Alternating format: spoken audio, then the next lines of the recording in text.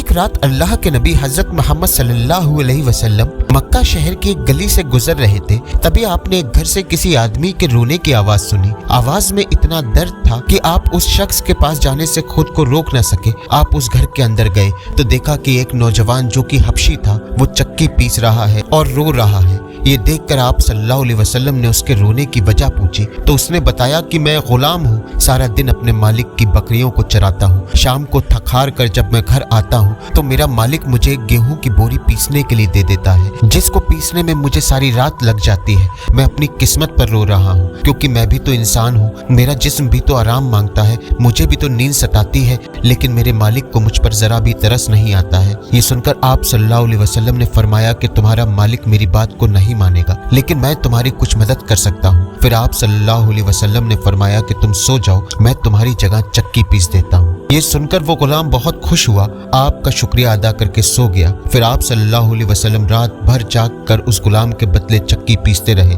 دوسرے دن بھی پھر آپ نے ایسا ہی کیا اور اسی طرح آپ نے کچھ دن تک اس غلام کی چکی پیسی، رات بھر چکی پیستے اور صبح آپ اپنے گھر کو چلے جاتے۔ اس کے بعد ایک رات جب آپ اس غلام کے پاس پہنچے تو غلام نے پوچھا کہ آپ کون ہو اور آپ میرا اتنا خیال کیوں کر رہے ہو؟